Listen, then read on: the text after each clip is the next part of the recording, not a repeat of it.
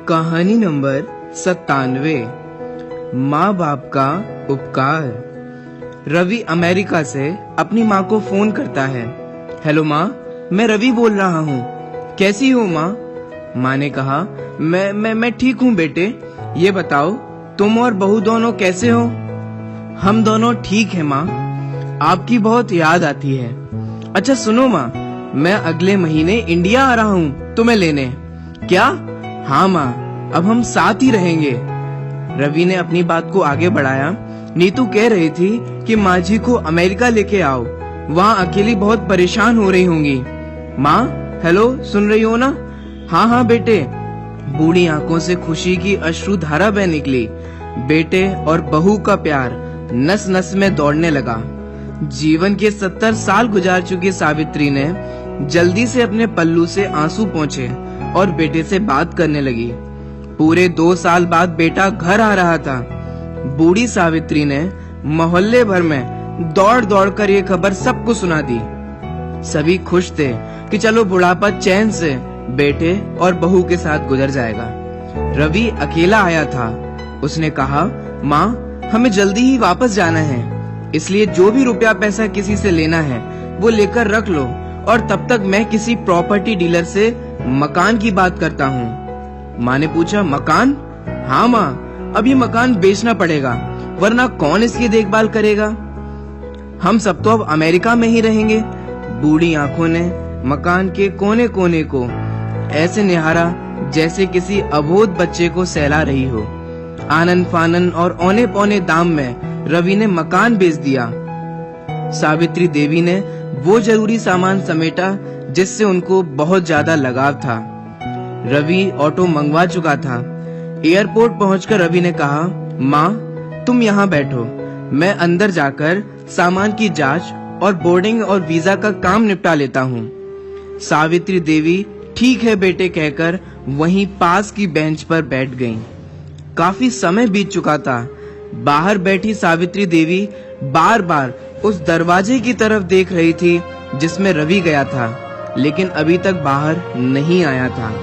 शायद अंदर बहुत भीड़ होगी सोचकर बूढ़ी आंखें फिर से गेट की तरफ देखने लगीं। अंधेरा हो चुका था। एयरपोर्ट के बाहर आवागमन कम हो चुका था। एक कर्मचारी ने वृद्धा से पूछा, माँ जी किसी से मिलना है क्या?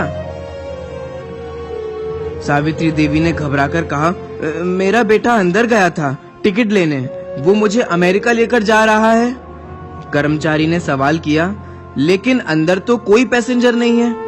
अमेरिका जाने वाली फ्लाइट तो दोपहर में ही चली गई। क्या नाम था आपके बेटे का? रवि। सावित्री देवी के चेहरे पे चिंता की लकीरें उभर आईं।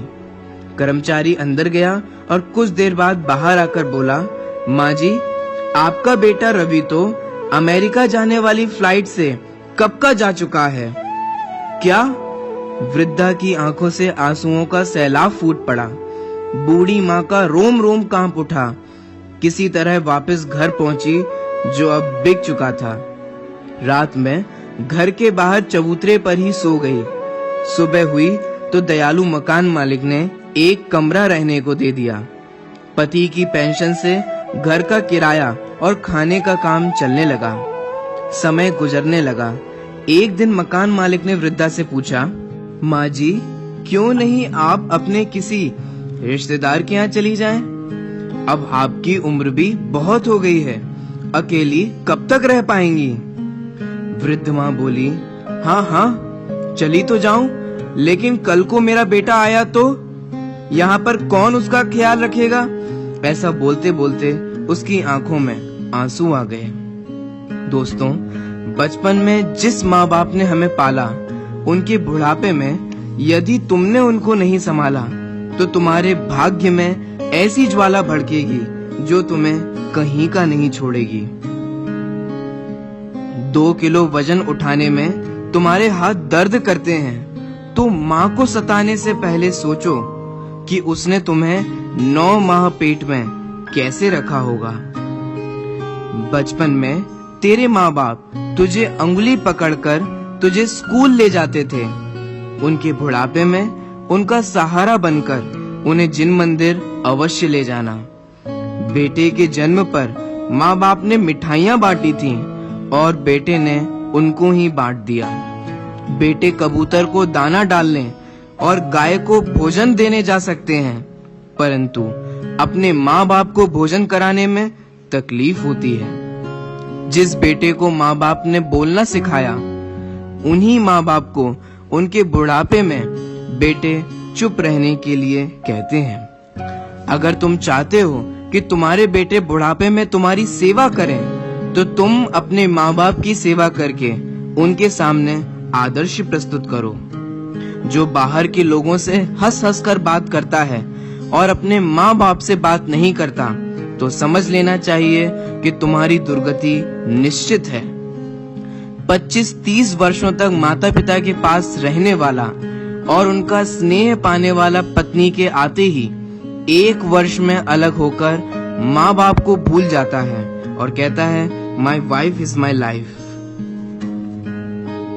दोस्तों, सच कहता हूँ, इस कहानी को रिकॉर्डिंग करते वक्त मेरी आंखों में भी आंसू आ गए। इसलिए मेरा आपसे हाथ जोड़कर यह निवेदन है कि माँ बाप का दिल कभी कभी कभी मत दुखाना। ये वीडियो को आप अपने दोस्तों के साथ, परिवारजनों के साथ, अन्य रिश्तेदारों के साथ जरूर शेयर करें।